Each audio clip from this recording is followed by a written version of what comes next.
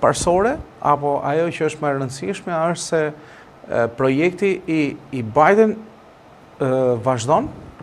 Pra, kur vjen puna përsa i përket fokusit që ka për Shqipërinë, është duke vazhduar pjesa më e madhe e non gratave që janë dhënë gjatë presidencës Biden, ekzistojnë akoma, përpos pretendimeve që ka pasur Partia Demokratike, apo individ ndryshëm se non grata do të hiqej, apo përpjekjeve ndryshme që non grata me sa di unë të paktën, ose me sa informacione kemi, ne mund të lexoj një artikull shumë interesant, është hequr vetëm pas vdekjes o Ermal.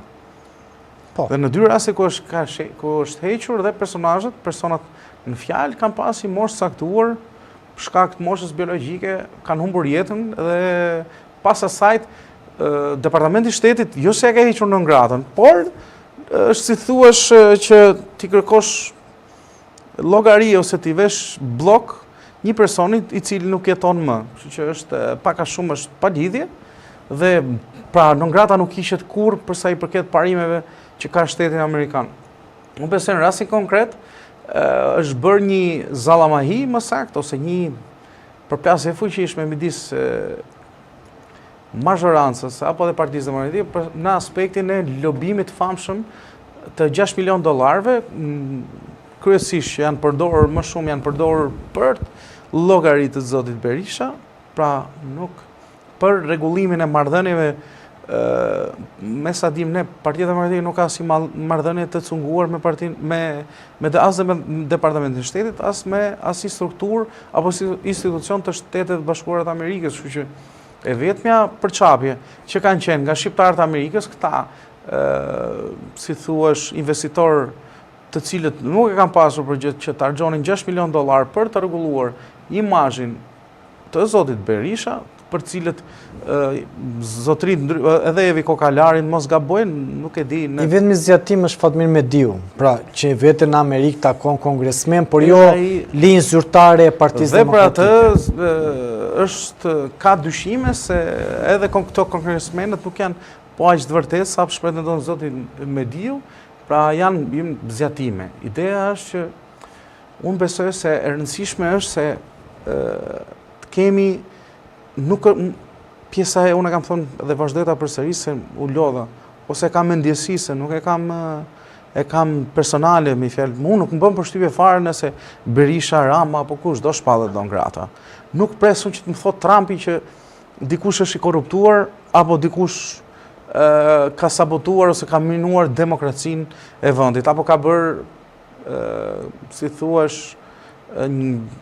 është autori disa ngjarjeve thelbësore shumë të trishta të vendit tonë. Kështu që nuk kam nevojën të tregoj Trumpi ose një vendosje non grata se Berisha është një nga mos thuash përgjegjësit, ndoshta jo drejt për drejt, po të tërthort për qoftë për 21 janarin, qoftë për Gërdesin, qoftë për Grushtin e Shtetit, qoftë për firmat piramidale, pra për 97-ën, po të duash qoftë për ku dëgjon situatave ndryshe, qoftë mund të flasim fare mirë për armën, ku janë shtetit i mungojnë $400 milion, edhe për çfarë do lloj tjera, hapësira tjera ose institucione që janë drejtuar në kohën ku zoti Berisha ka qenë kryeminist, që janë akuzuar jo vetëm pushtetarët për korrupsion dhe nuk është bërë drejtësi, por se shqiptarëve në taksat apo në xhepat e tyre mungojnë $1 miliona. Kështu që në këtë perspektivë, po ta nxjerrim nga perspektiva e non gratës, non grata mu më duket e vonuar.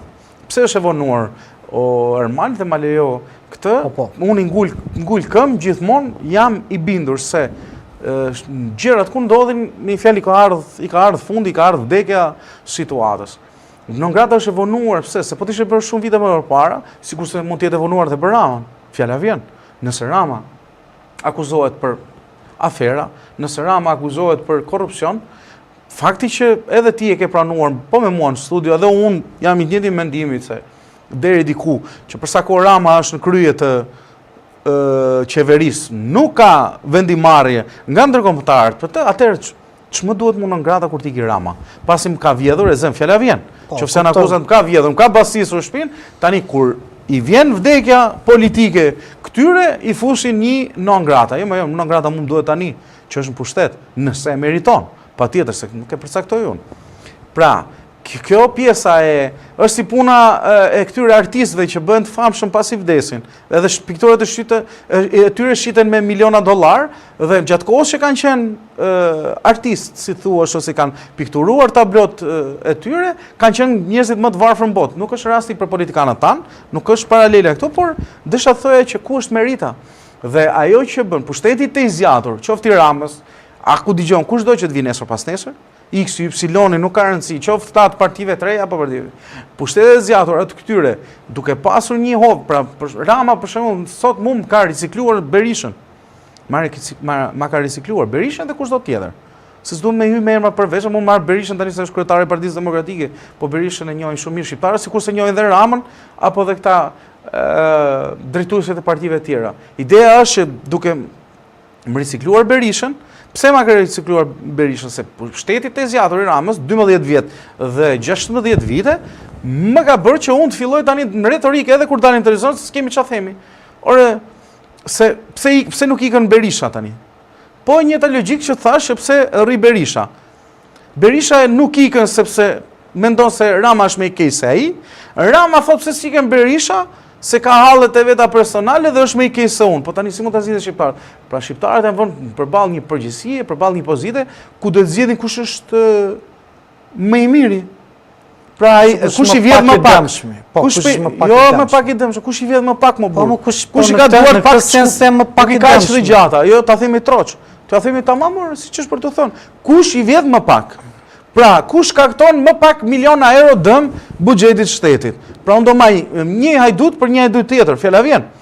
Atëre, pushtetet, prandaj po them riciklojnë.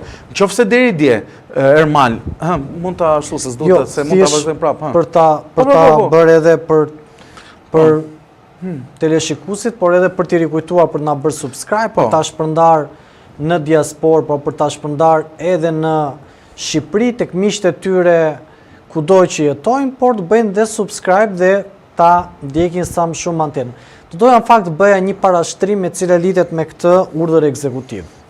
Është një urdhër ekzekutiv i cili në fakt nuk ka vetëm Shqipërinë, ka gjithë Ballkanin. Po është personale për ne. Asgjë në Amerikë s'bën personale. Jo, është idiotësi ta bëte personale për Shqipërinë. Është për Ballkanin. Patjetër. Duke qenë se në Maqedoninë e Veriut kemi Milorad Dodikun, bosnjak që është në ngrata. Në shtongrata, po jo ka lidhje me Maqedoninë e Veriut. Mirë, patjetër. Situata është mjaft e tensionuar. Ka lidhje me Serbinë që është mjaft e tensionuar sepse ka disa zona ku sot që ne flasim ka disa personazhe që janë në ngrata. Kemi në Bosnjë Dodikun, kemi në Maqedoninë e Veriut njerëz të shpallur në ngrata, kemi ish kreun e shërbimit informativ të Serbisë i cili është shpallur në ngrata, kemi dhe në Shqipëri 3-4 personazhe që janë shpallur në ngrata.